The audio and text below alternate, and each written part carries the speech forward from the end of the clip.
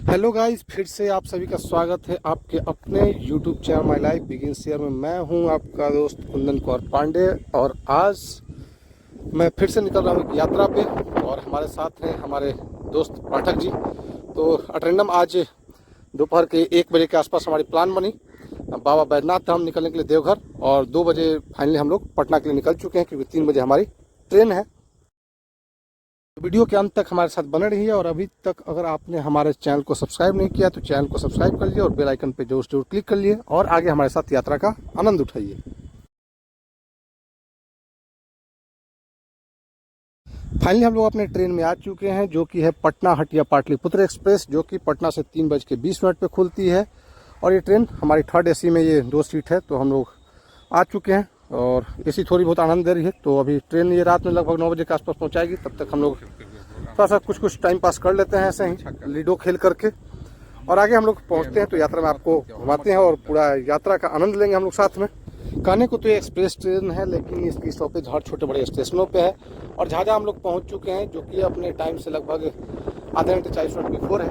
इतना गैप यहाँ पे दिया हो कि बिफोर पहुँचे हम लोग पूरे प्लेटफॉर्म पर ढूंढते हैं। फाइनली जाकर के हमको लास्ट छोर पे एक रेड बुल मिलता है, हम लोग रेड बुल लेकर के एनर्जी ड्रिंक का आनंद उठाते हैं। और ये देखिए कैमरामैन से हम लोग थोड़ा सा बात भी कर लेते हैं। कैमरा में चाचा कहीं दिख रहे होते हैं तो थोड़ा बात कर लो उनसे कि भाई जल्दी ट्रेन खुलवाइए, और इस तरह से आनंद लेते हुए हम लोग आगे अपनी यात्रा पे चलते हैं। फाइनली हम लोग पहुंच चुके हैं जसीडीह स्टेशन, जहां से हम लोग निकलेंगे देवघर के लिए और अपने राइट टाइम पे ट्रेन हमको पहुंचा दी है। तो आइए हम लोग यात्रा का भरपूर आनंद लेते हैं और हमारे साथ आप लोग भी घूमिए।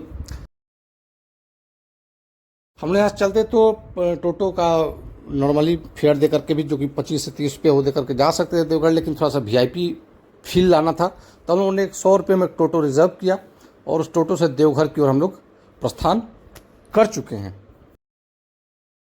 और अगर आप लोग देवघर बाबा धाम पहले आ चुके हैं तो सामने जो जगह दिख रहा है आप लोगों को काफ़ी जाना पहचाना लग रहा होगा। जी हाँ, ये है वाच टावर, जहाँ से अगर आप जसीडीह से आते हैं, कहीं से भी आते हैं बाबा धाम, बाबा बैद्यनाथ धाम के दर्शन करने के लिए, तो आपको कोई व्हीकल यहीं पे उतारती है और यहीं से सीधे गली में होकर के आप बाबा बैद्यनाथ धाम महादेव के मंदिर में जाते हैं।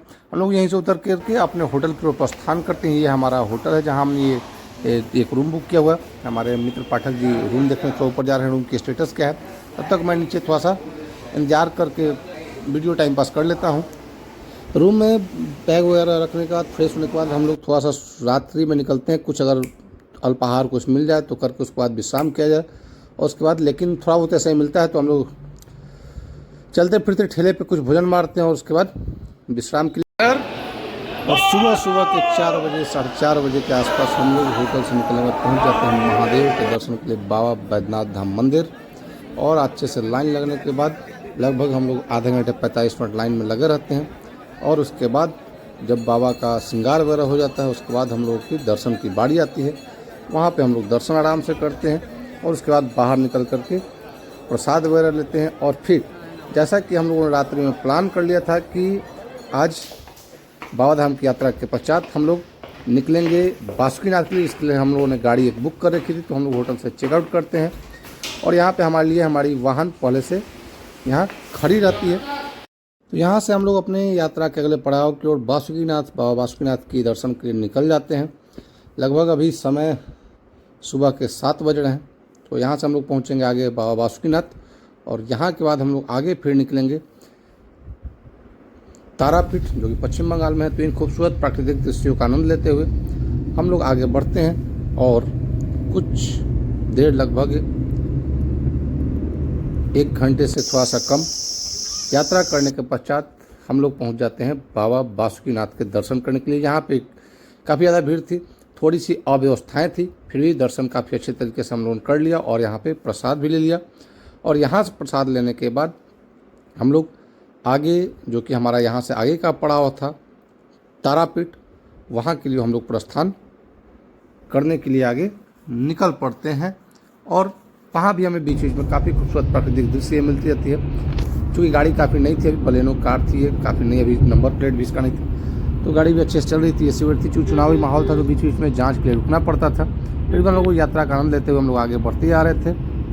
क्योंकि गर्मी काफ़ी ज़्यादा थी, भूख भी लगी थी, लेकिन हम लोगों ने प्लान किया था कि तारापीठ दर्शन करने के पश्चात ही कुछ भोजन किया जाएगा। और फाइनली 1 बजे के आसपास हम लोग पहुँच जाते हैं माँ तारापीठ के दरबार में। वहाँ हम लोगों ने 500 रुपये बोल सकते हैं फ़ी हमने दिया VIP टिकट के लिए, क्योंकि लाइन काफ़ी लंबी थी, गर्मी काफ़ी ज़्यादा था। तो इधर देखिए साइड से VIP लाइन लगती है, हम लोग इसी के लिए 500 रुपये देते हैं। वहाँ जाते हैं तो वहाँ लगभग हम लोग 10-15 मिनट खड़े रहते हैं तो आसानी से अंदर दर्शन हो जाते हैं। वहाँ अंदर भी बाबा को 50-50 रुपये देते हैं तो थोड़ा अच्छे से दर्शन करवा देते हैं, कोई दिक्कत नहीं होती। क्या कीजिएगा, आपको देना पड़ता है हर जगह। खैर तीनों जगहों पे काफ़ी अच्छे तरीके से दर्शन हो जाता है। यहाँ भी हम लोग थोड़ा बहुत प्रसाद लेते हैं दर्शन करने के पश्चात, और यहाँ से फिर वापस निकलते हैं। काफ़ी भीड़ भाड़ वाली मंडी होती है, देखिए काफ़ी कितना भीड़ भाड़ वाला मंडी होता है। थोड़ा बहुत प्रसाद लेने के बाद, जैसा कि अब चूँकि हम 1 के आसपास बज चुके थे, गर्मी काफ़ी ज़्यादा थी, तो हम लोग को भूख भी अब काफ़ी ज़्यादा लगने लगी थी। तो उन्होंने प्लान किया कि यहाँ से निकलने के बाद एक अच्छा कोई लाइन होटल या कोई बढ़िया सा भोजन के लिए जगह मिल जाए तो भोजन कर लिया जाएगा। खैर थोड़ी बहुत यहाँ पे चाय बिस्किट बगल में ही हम लोग करके यहाँ से हम लोग बाहर की ओर निकलते हैं। और फाइनली दुमका टाउन से पहले हमें ये काफ़ी खूबसूरत सा होटल दिखता है। हम लोग यहीं पे खाना खाने का प्लान करते हैं। अंदर हम लोग प्रवेश करते हैं, काफ़ी स्वच्छ और सुंदर सा नज़ारा दिखता है। लेकिन ये अलग बात है कि एक भी हमें कस्टमर यहाँ नहीं दिखा। खैर फिर भी हम लोग यहाँ पे बैठते हैं और भोजन मंगवाते हैं। और भोजन टेस्ट कर चुकी, भूख काफ़ी लग चुकी थी, और भोजन भी यकीन मानिए काफ़ी लाजवाब भोजन था। तो हमने पूरा आनंद लेकर के भोजन को एंजॉय किया। और चूँकि हम लोग निश्चिंत थे, क्योंकि हम लोग सही समय पर लगभग रिटर्न हो चुके थे। हमारी ट्रेन यहाँ से वंदे भारत एक्सप्रेस थी, जिसमें काफ़ी ज़्यादा समय यात्रा तो काफ़ी आनंददायी रहा। लेकिन अंत में आकर के थोड़ा सा मूड अपसेट हो गया, क्योंकि हमारी ट्रेन जो थी वो वंदे भारत एक्सप्रेस थी। लगभग जसीडीह से पटना का उसका फेयर 1100 के आसपास है। लेकिन जब हम स्टेशन पर पहुंचते हैं, देखते हैं कि AC वेटिंग रूम पूरा फुल था और उसकी कैपेसिटी काफ़ी कम थी। फाइनली हम लोग यहाँ पे टिकट काउंटर के पास आसपास फर्स्ट पे बैठते हैं। तो हमें लगता है कि रेलवे को इस पर थोड़ा संज्ञान लेना चाहिए। अंदर जाकर पता करते हैं तो वहाँ पे दूसरे टाइप के वेटिंग रूम थे, जिसमें 30-30 रुपये पर आवर का चार्ज लगा हुआ था। तो फाइनली हम लोग उसी चार्ज को देख करके अंदर थोड़ा सा आराम करते हैं। लेकिन फिर भी रेलवे को इस पर ध्यान देना चाहिए कि जब आप टिकट का चार्ज फेयर इतना हाई रखते हैं तो आपको उस तरह की फैसिलिटी स्टेशन पर देनी चाहिए। फाइनली हमारी ट्रेन अब वंदे भारत एक्सप्रेस प्लेटफॉर्म पे आ चुकी है, और हमारे आज का वीडियो का यहीं पे अंत होता है। अगले वीडियो में आपको दिखाएंगे वंदे भारत एक्सप्रेस में क्या क्या फैसिलिटीज़ मिलती हैं, किस तरह की ट्रेन है। तो मिलते हैं अगले वीडियो में। Thank you very much.